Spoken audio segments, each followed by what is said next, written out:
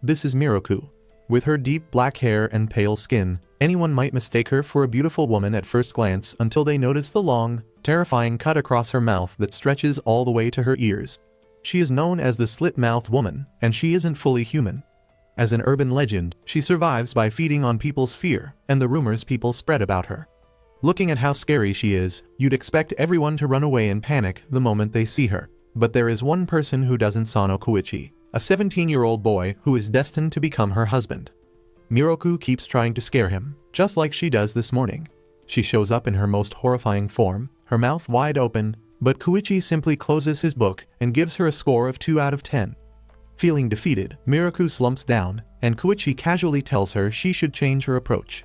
He explains that people won't get scared if she keeps doing the same thing again and again, so she needs to add some variety to better please her customers, by which he means her victims.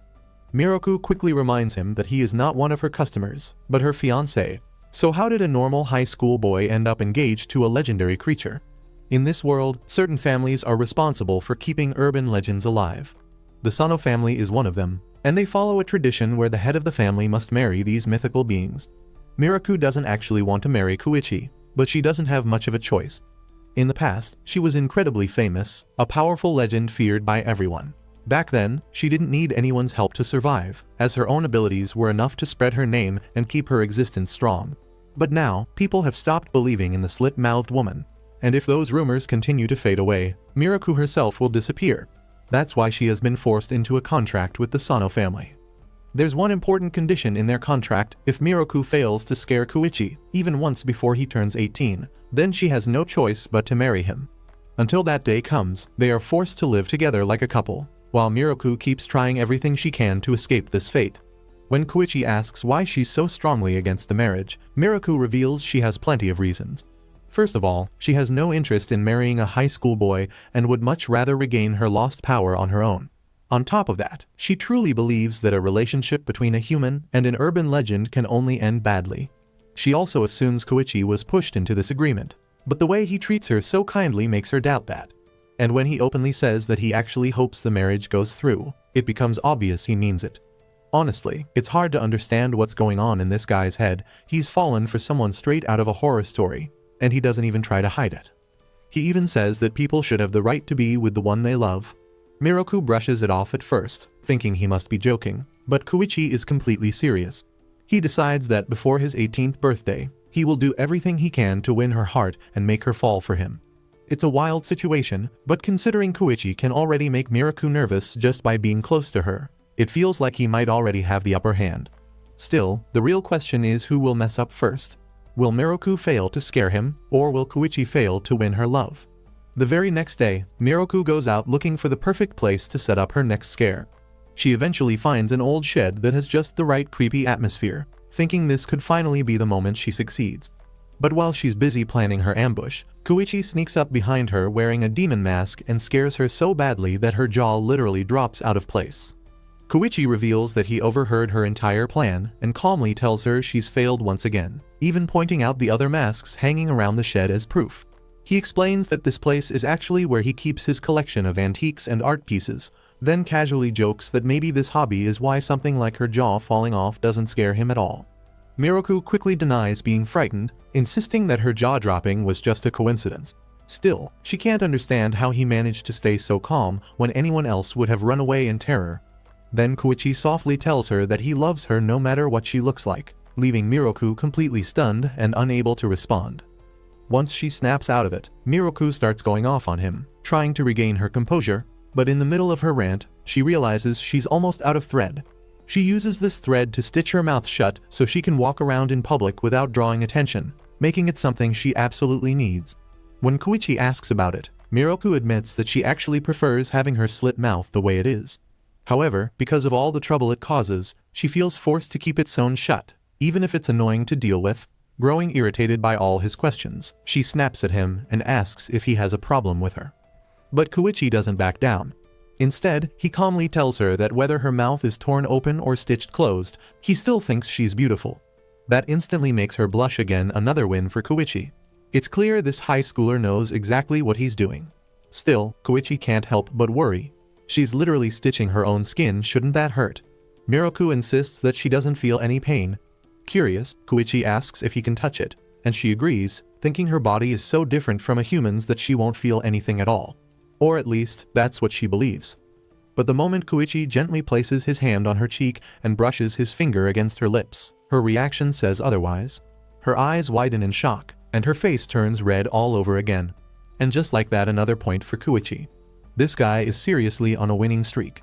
After finally calming down from the embarrassment, Miroku angrily calls Kuichi a pervert, convinced that he tried to kiss her. Kuichi, not wanting to upset her further, quickly apologizes and explains that it was only his finger that touched her lips. Realizing she overreacted, Miroku quietly drops to the floor, too embarrassed to even say goodbye as he leaves. That shed really did have the perfect atmosphere, but not in the way she had planned. Kuichi's touch clearly left a strong impression on her. That night, as she sleeps, Miroku ends up dreaming about that exact moment. But just as things begin to feel a little too intense, she suddenly wakes up. Lying there, she feels confused and frustrated, unable to understand why Kuichi is affecting her so deeply. Why does he say such bold, almost teasing things not just in real life, but even in her dreams? From what she remembers, humans, especially back when she was at the peak of her legend, were always terrified of beings like her. But when she first met Kuichi, he didn't run or scream, he simply smiled. Lost in her thoughts, Miroku walks without paying attention to where she's going and suddenly bumps into a small old woman who appears out of nowhere, scaring her badly. For someone known as a terrifying monster, Miroku seems to get scared more often than she actually scares others. The old woman turns out to be Seiya, their housemaid, who politely introduces herself and mentions that Kuichi has already gone out. This surprises Miroku, since Kuichi rarely leaves the house, especially this early in the morning. Instead of questioning it, Miroku sees this as the perfect chance to catch him off guard while he's alone. Excited by the idea, she quickly follows after him and soon spots him not too far from the house. Staying hidden, she peeks from around a corner, giving herself a clear view just as Kuichi bumps into a strange man with blonde hair and sunglasses. Miroku immediately grows uneasy, wondering if he's run into some kind of thug. Her mind starts racing with wild thoughts, imagining that the guy might be trying to scam Kuichi or force him into giving away money. The strange man refuses to let go of Kuichi, and Miroku overhears Kuichi firmly turning him down, saying he has no interest in going to some terrifying place, whatever that means. Hearing this, Miroku's worry quickly turns into panic. To her, it sounds like Kuichi is being kidnapped. Without wasting a second, she decides to step in and save him. Pulling out part of the stitches from her mouth, she calls out to the blonde man.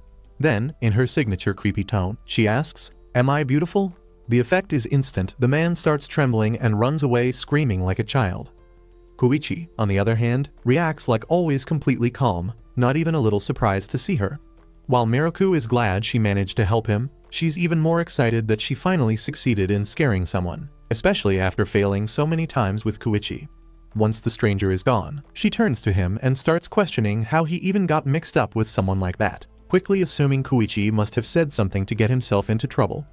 But Kuichi stays quiet, and Miroku, unable to handle the silence, starts talking non-stop. She asks if he's finally impressed after seeing what she can really do when she puts in effort, as if she hadn't been trying this whole time back at home. Meanwhile, Kuichi drifts off into his thoughts, remembering his childhood. Back then, he used to get bullied at school by kids who envied his family's wealth.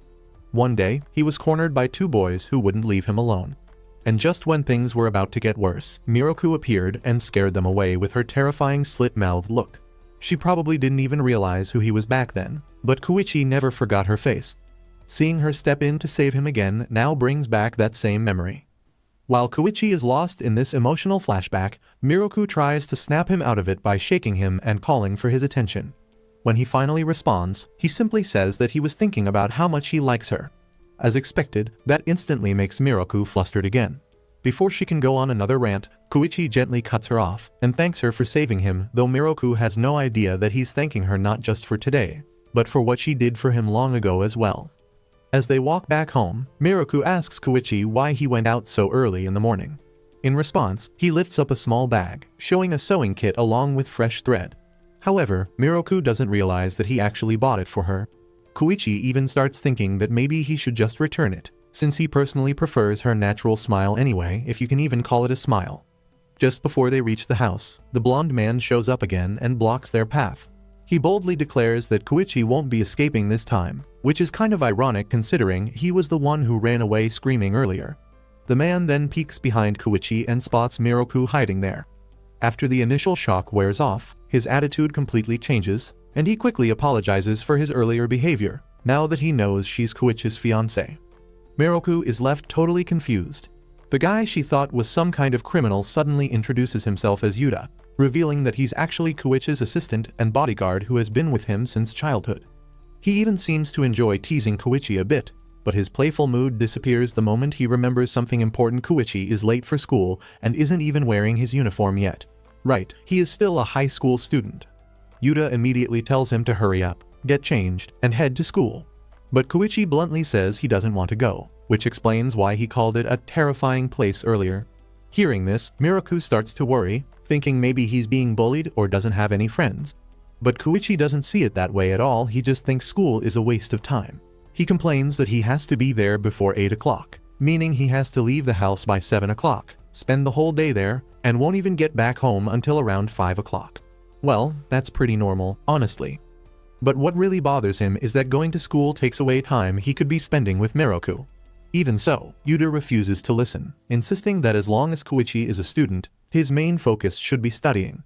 Kuichi tries to argue back, so Yuta turns to Miroku and asks her to convince him to go. Unfortunately, Miroku completely misunderstands the situation and comes to her own strange conclusion that all humans must be afraid of time itself, missing the point entirely.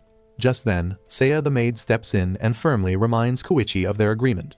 If he wants Miroku to stay and live with them, then he has to keep up with his studies in return. For some reason, that's enough to finally make Kuichi give in. Without arguing further, he heads off to change into his school uniform. After he leaves, Yuta quietly tells Miroku that Kuichi has always had a complicated relationship with his family. He explains that Kuichi used to be very distant, rarely speaking, and never really trying to connect with his parents. But now, seeing how he acts around Miroku, Yuta feels relieved. It's obvious to him just how much Kuichi cares about her. He even asks Miroku to look after his boss, calling Kuichi a lovable troublemaker. Curious, Miroku asks Yuta why he keeps his hair covering his face and if she can see what he looks like underneath. Yuta quickly refuses, saying he's just very shy and it's too soon for him to show his face to her. That answer sounds a bit suspicious. Miroku seems to think so too, as she reaches out to lift his hair herself, but before she can, Kuichi suddenly appears and grabs her hand. He casually jokes that Yuta looks like that because it's just part of his character design. Whether that's true or not, we'll probably find out later. Before heading off, Kuichi hands Miroku a spool of thread, admitting that he borrowed it from the sewing club for her. As Yuta rushes him out the door toward school, Miroku stops him for a moment and thanks him, telling him to take care. It might not seem like much, but to Kuichi, it means everything. His face lights up with the biggest smile yet. Even so, Miroku hasn't given up on escaping their contract. If anything, she's more determined than ever. She asks Yuta when Kuichi is at his weakest, when he lets his guard down since all her previous attempts have failed. Yuta suggests that mornings are when Kuichi is most vulnerable. Taking that advice seriously, Miroku sneaks into his room early the next day while he's still asleep. She quietly enters his bathroom area, ready to catch him completely off guard. You can probably guess what happens next. She suddenly slams her hand down on the bed, uses her creepiest voice, and pulls back his blanket as she delivers her signature line. When Kuichi wakes up and sees Miroku leaning over him with her wide, creepy eyes, he barely reacts at all. Instead, he calmly grabs her by the shoulder and pulls her closer. Before things can go any further, Miroku quickly jerks away, frustrated and angry after realizing she failed yet again. This time, it's because she forgot to remove the thread from her mouth. Though honestly, even if she had remembered, it probably wouldn't have changed anything. At this point, it feels like nothing can scare Kuichi. She might have tried again, but Kuichi suddenly pulls her into bed while still half asleep, wrapping his arms around her. Miroku starts struggling and complaining, but Kuichi tells her to stay quiet. If she makes too much noise, Yuta and Seiya might walk in and see them like this, which would be very awkward. Clearly, Kuichi just wants to stay close to her for as long as he can. When Miroku tells him to let go, he conveniently drifts back to sleep, still holding her tightly. At first, Miroku feels completely uncomfortable being trapped like that. But then she remembers what Yuta said about Kuichi, that he didn't have much of a connection with his family and used to be very distant and quiet. Looking at how peaceful he seems while sleeping, she can't bring herself to wake him up. Slowly, she stops resisting, relaxes, and settles into his side. To her surprise, she even starts to feel comfortable in his arms and eventually closes her eyes. Later, when Kuichi wakes up, the situation is flipped. Now it's Miroku who is fast asleep beside him. For once, Kuichi is the one getting flustered, his heart racing as he looks at her resting so peacefully next to him. After spending more time living together and even sharing a bed, Kuichi decides it's time to take things a step further. He wants Miroku to eat a meal with him. Up until now, she has always refused, probably because she isn't human and doesn't actually need food. Still, Kuichi knows she can eat, so he asks her what her favorite food is. Later, when Yuta walks into the kitchen, he's greeted by a shocking scene. It looks less like someone cooking and more like the aftermath of a disaster, almost like Kuichi is trying to hide a body instead of preparing food. Miroku had said her favorite treat was hard candy, and even though that's not exactly easy to make, Kuichi is determined to do it. No matter how chaotic things get or what kind of strange results come out of that pot, he's fully committed to making it for her. Since Yuta is usually the one who handles the cooking, Kuichi doesn't have much experience in the kitchen. And knowing he'll be the one stuck cleaning up this mess later, Yuta decides he has no choice but to step in. Kuichi has been going at it wildly, even smashing fruit instead of preparing it properly. Trying to guide him, Yuta suggests that strawberries should be sliced neatly instead. But Kuichi, acting completely reckless, starts trying to cut the fruit while holding it in his hand. That quickly goes wrong when he ends up slicing his own palm. Yuta panics and rushes to get a bandage, clearly shocked by how careless he's being. While patching him up, Yuta asks what's gotten into him. Why is he going this far? Kuichi simply answers that he wants to share a meal with Miroku. Hearing that, Yuta begins to understand. After all, there are many parts of human life that urban legends don't take part in. Even though Miroku looks human and lives with him, it's easy to forget that they're completely different beings. Kuichi just wanted to feel closer to her by doing something as simple as cooking. But now, after failing so badly, he feels useless and honestly, a bit foolish too. Yuta reassures him, saying that he just lacks experience and will improve with time.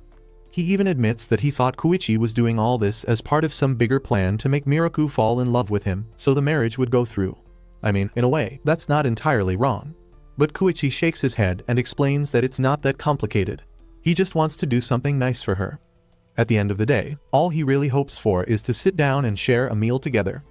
Hearing that, Yuta feels genuinely moved. Deciding to help, he steps in and fixes Kuichi's disastrous attempt at cooking. With Yuta's guidance, they somehow manage to turn the chaos into a batch of surprisingly good-looking candies. And when Miroku tries them, she absolutely loves them. It's been a long time since she's eaten anything at all, and this is the first time she's tasted something like this. Seeing her enjoy them so much, Kuichi asks if he can have one too and reaches for one of her lollipops. But as he does, Miroku notices the bandage on his hand, the result of his earlier mistake. While Kuichi happily talks about what he might cook for her next time, Miroku suddenly goes quiet. The candy clearly worked, because she now cares enough to worry about him getting hurt. After a moment, she tells him that next time, she'll be the one to make something for him just to return the favor, of course. But when it's finally Miroku's turn to cook, it turns out she's just as bad as her future husband. Watching from the side, Yuta is honestly surprised it's the first time he really notices how similar the two of them are. As strange as this pair may be, they're slowly growing closer, and it's starting to feel like Kuichi is winning their little battle.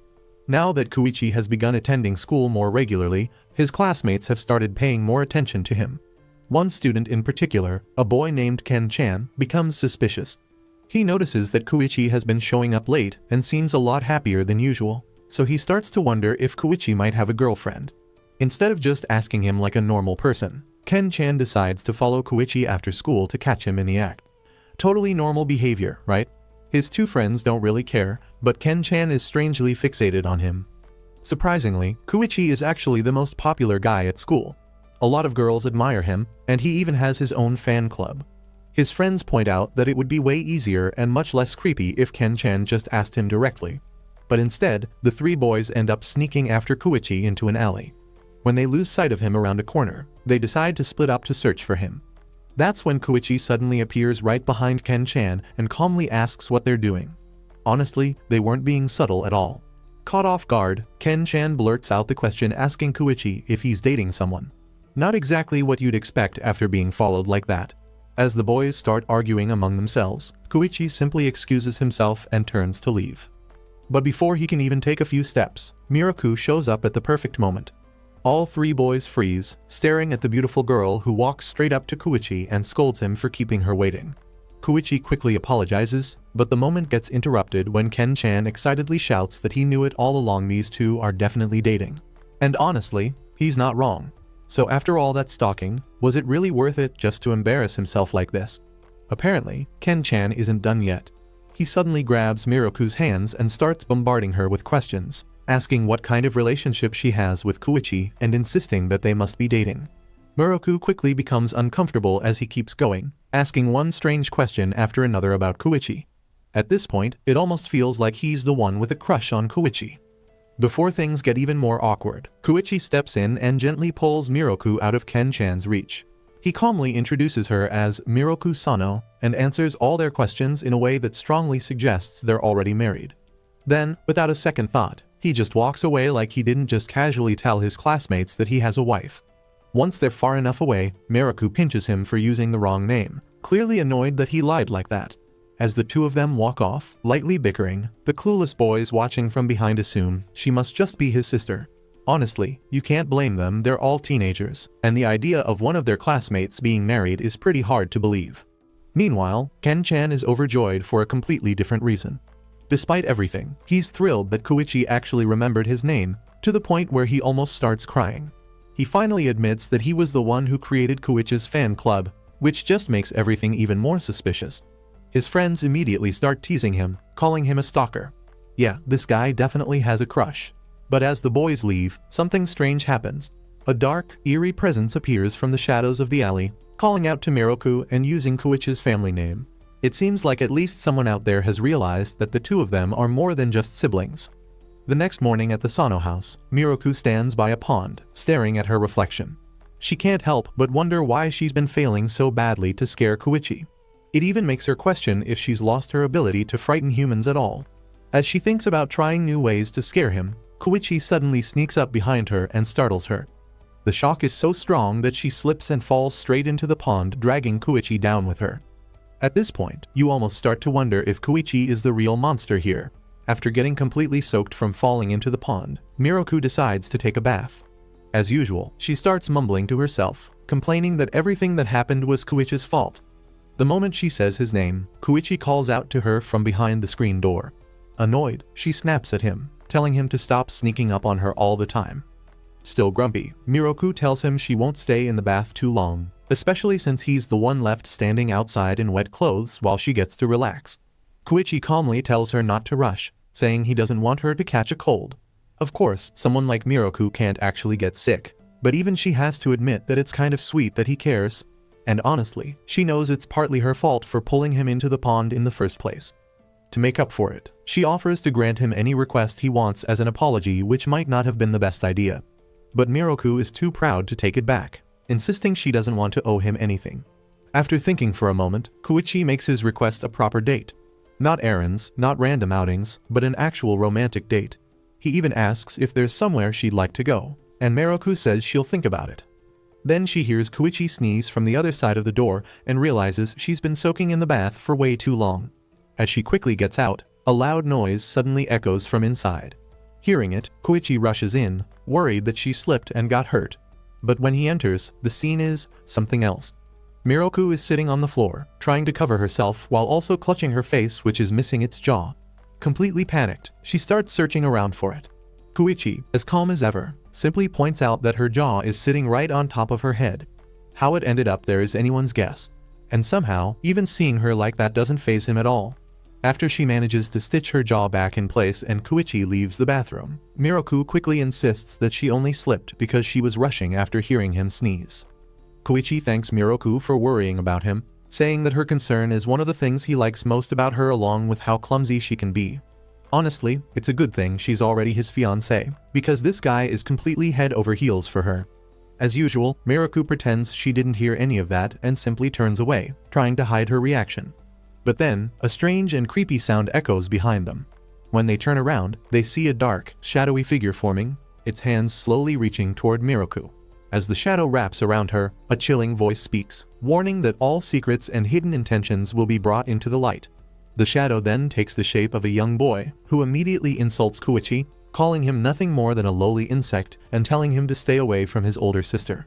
Yes, apparently, urban legends can have siblings too. While Kuichi stands there, shocked and unsure how to react, Miroku angrily shouts at the figure, calling him out.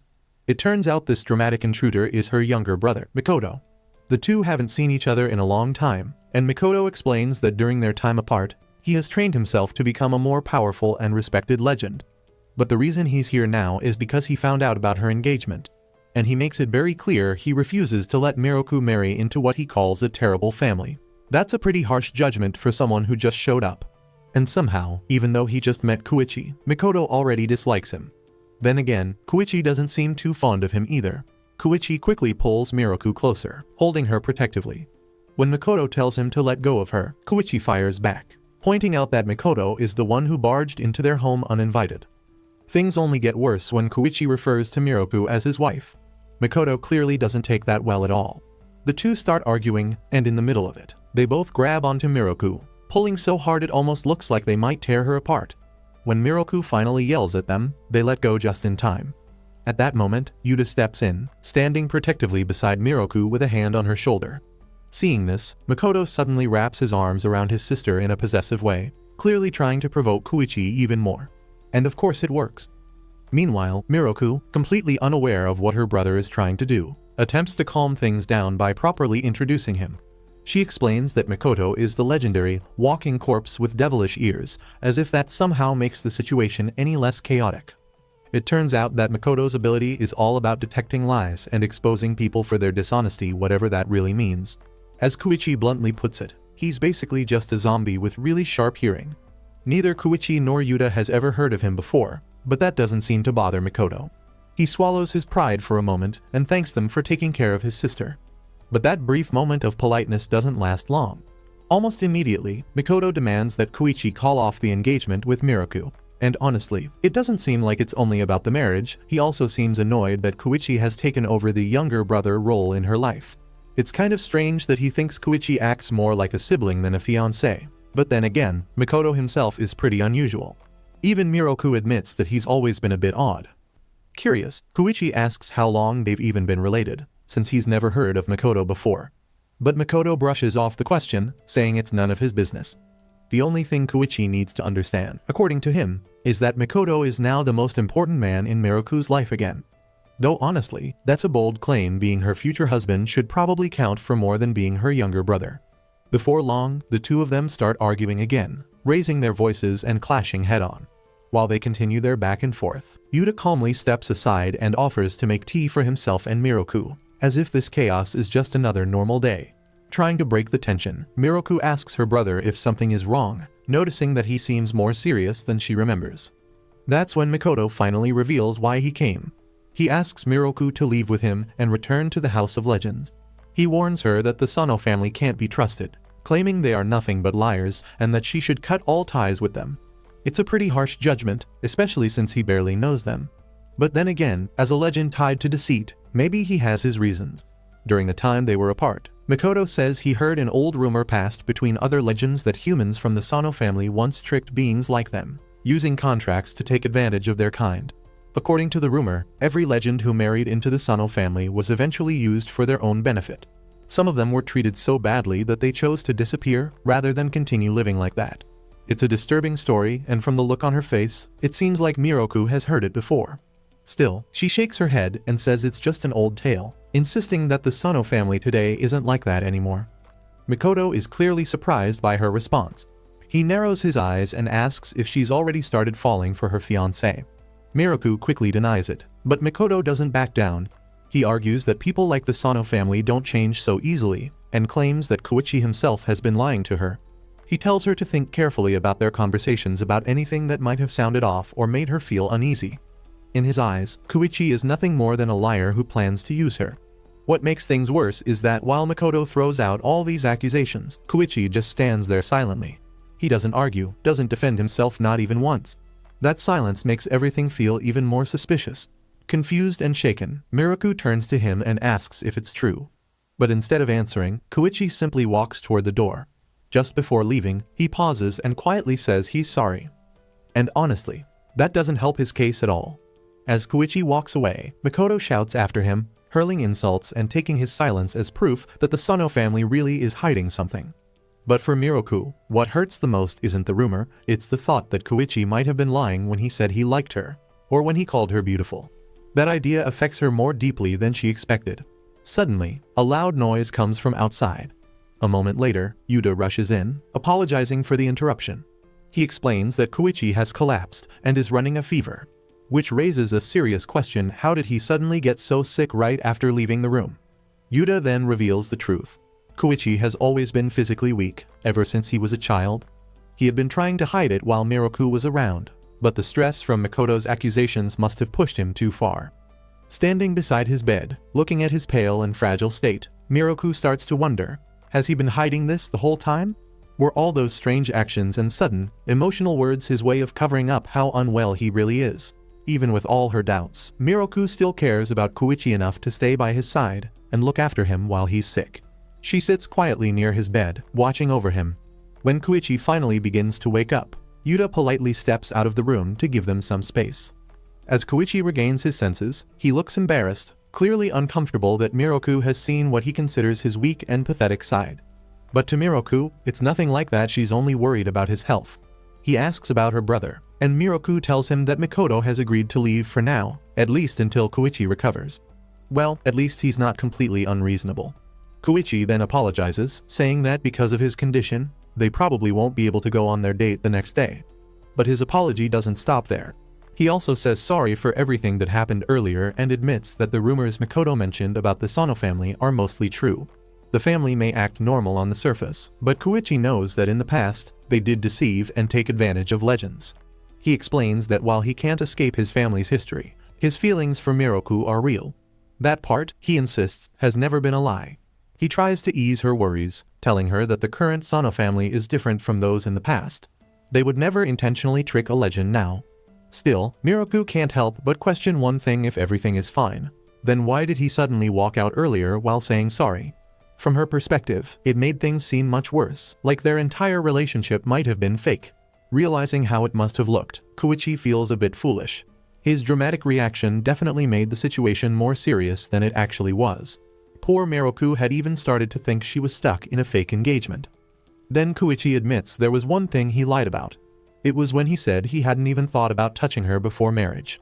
And yeah, that's where things start to get a little awkward. It seems Kuichi has only just fully realized that he's living under the same roof as the girl he loves. And with that realization came feelings and desires he's been trying hard to control. So if Makoto sensed any dishonesty from him, it probably wasn't about anything serious, just Kuichi struggling to hold back those thoughts. Looks like even the calm and composed Kuichi has finally lost to his teenage hormones. It was bound to happen sooner or later. Miroku panics again when he gets close, but this time, when he leans in to kiss her, she doesn't pull away.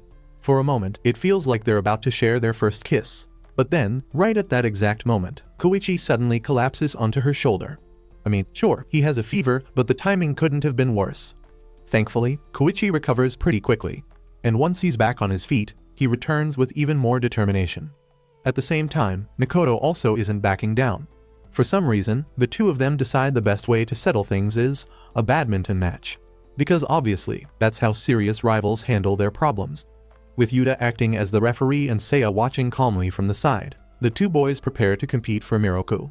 It was actually Makoto's idea. He declares that whoever wins the match gets to keep his sister. It's a pretty old-fashioned way of thinking, assuming Miroku would just go along with the result of a simple game. Even Kuichi probably realizes that. But when Makoto raises the stakes, he can't refuse. The deal is intense. If Makoto wins, the engagement is cancelled on the spot.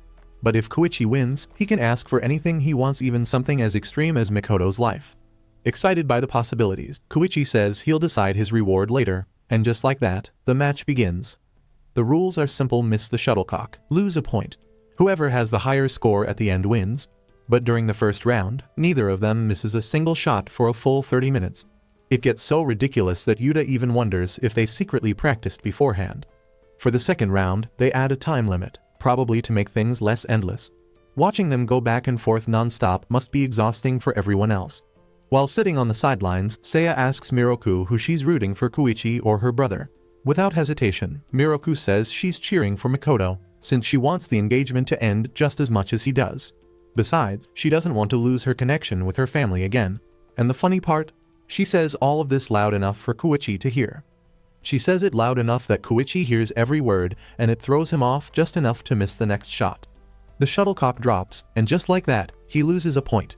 Now he's behind, and somehow, that also means Miroku gets to punish him by drawing on his face. Taking full advantage of the moment, she paints small X marks on his cheeks to match the stitches on her own face, then proudly shows him off as the slit-mouth boy, clearly enjoying teasing him. Meanwhile, Makoto watches in silence, looking more and more irritated. The match continues, and the tension only grows. Both of them keep pushing hard, but because of the time limit, the score ends up tied going into the final round. This last match will decide everything. But instead of getting serious, Makoto suddenly lowers his racket and admits defeat. He says that, deep down, he already feels like he's lost. He confesses that he believed Kuichi couldn't make Miroku happy, that's what he kept telling himself. But after watching them during the match, seeing her smile and laugh so naturally, he realizes he was wrong. Still, he reacts in his usual dramatic way, throwing a bit of a tantrum and telling Kuichi to go ahead and claim whatever reward he wants. But Kuichi has been watching too, not just the game, but Miroku and her brother. Seeing how they interact has left a strong impression on him. So instead of asking for something extreme, Kuichi makes a simple request. The next time Makoto visits, he should use the front door. That's all. Makoto is caught off guard. He asks if Kuichi is really sure, reminding him that he still plans to interfere and won't give up on stopping their marriage. Kuichi just shrugs and says that's fine. No matter what Makoto does, he's determined to make him accept him as family. After all, marriage isn't just between two people, it involves their families too. And Kuichi says he wouldn't want it any other way. Hearing that, Makoto feels a bit embarrassed by how childish he's been acting. He finally apologizes for causing so much trouble and agrees to leave. But before going, he quickly leans in and gives Miroku a kiss on the cheek, then runs off before Kuichi can react and knock him out. Something tells me this isn't the last time we'll see Makoto, and Kuichi seems to feel the same way. But even after her brother leaves, Miroku looks unexpectedly happy. Maybe, deep down, all she really wanted was for the two of them to get along, so she wouldn't have to choose between them or worry about losing her family again. But that peaceful moment doesn't last long.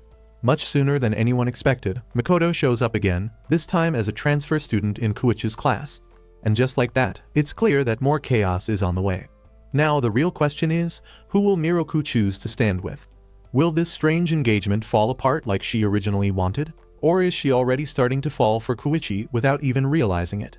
After being reunited with his sister for the first time in years, Makoto is shocked to see how much Miroku has changed. The terrifying legend she once was is nowhere to be seen. Now, she's more like an ordinary girl, someone who blushes just because her fiancé calls her pretty.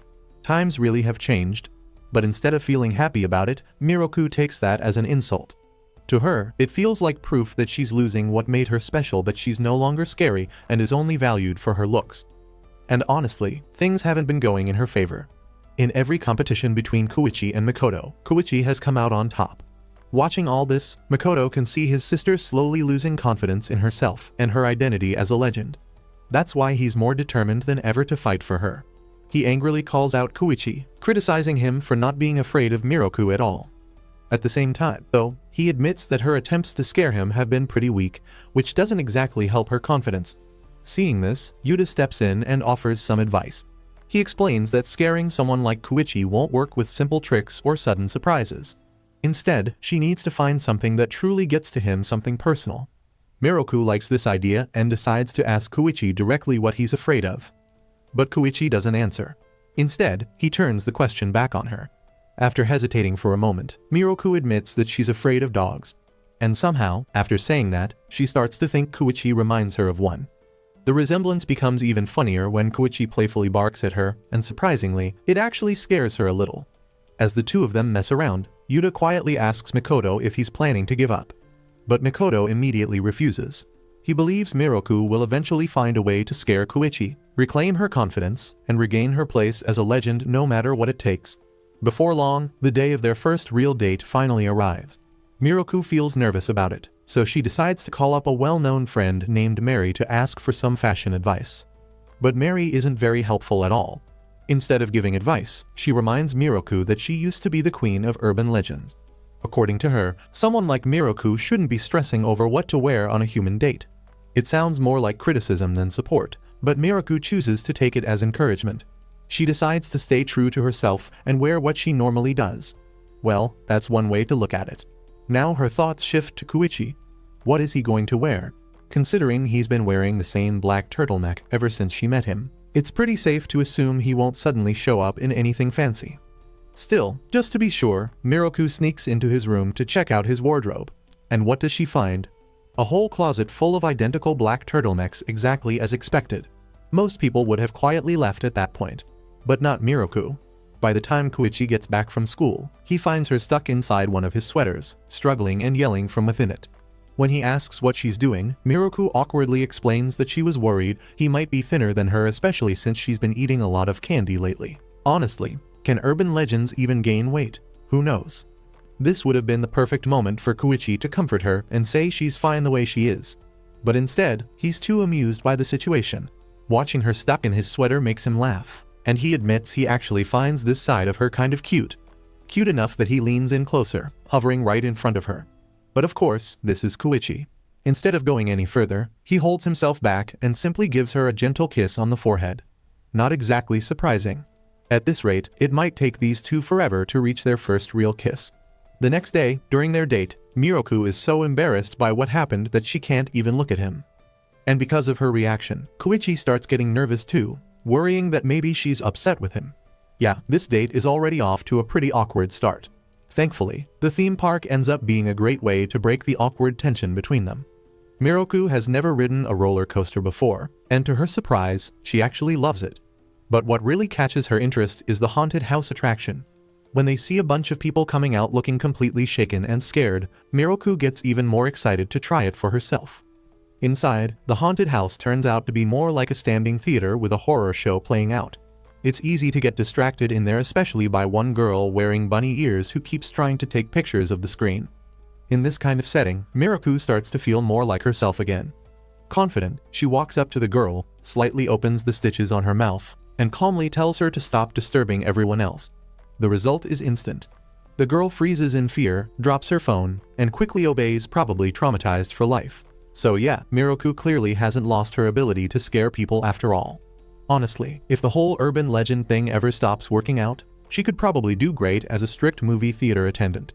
A little while later, the other visitors are running out of the attraction screaming and crying, while Kuichi and Miroku walk out completely unfazed.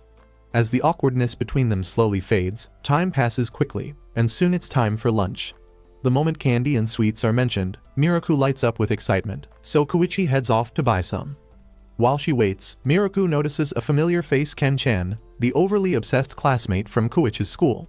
His usual friends, Saruda and Kijiyama, are there too, talking with Kuichi while standing in line.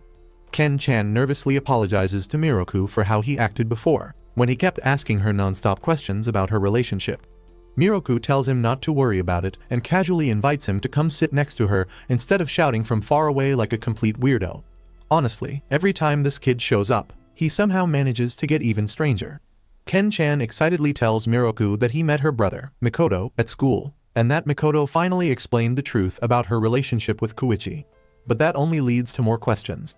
Confused, Ken-chan asks why Kuichi introduced her with the last name Sano when they first met. Caught off guard, Miroku hesitates before reluctantly admitting that they're actually engaged. And of course, she says this at the worst possible moment right as Kuichi and the others walk up behind them. Hearing her finally say it out loud touches Kuichi, since she's never openly acknowledged their engagement before. Realizing what she just said, Miroku immediately tries to take it back, flustered and embarrassed. But Kuichi gently takes her hand and places a soft kiss on her palm, instantly shutting her up. Meanwhile, in the background of this very personal moment, the three boys just stand there awkwardly, holding their food and watching everything unfold.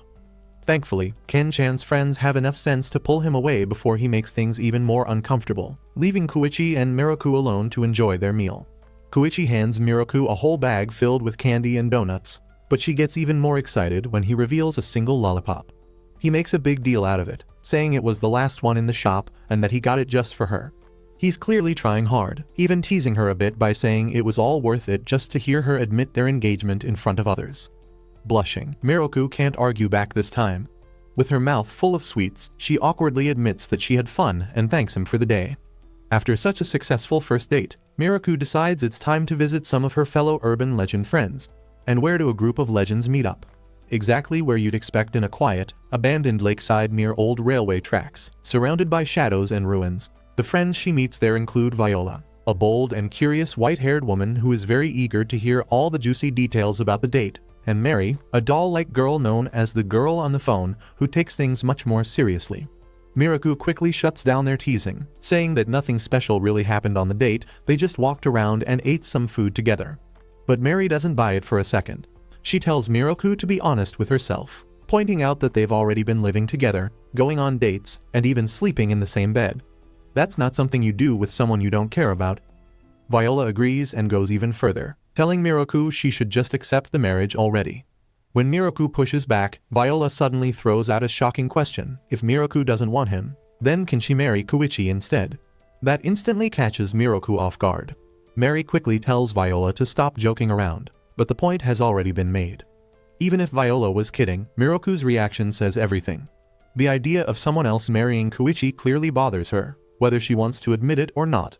To make up for teasing her, Viola offers to teach Miroku a new way to scare Kuichi, something that doesn't rely on her usual slit-mouth trick.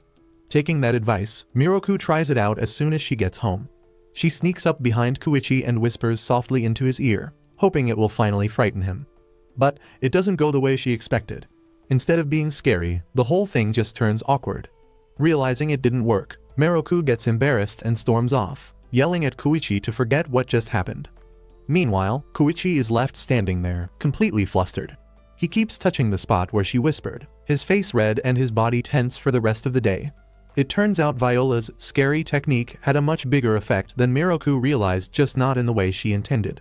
The next day, Miroku decides to return the favor from before by cooking something for Kuichi. This time, she asks Yuta for help as she tries to make rice dumplings.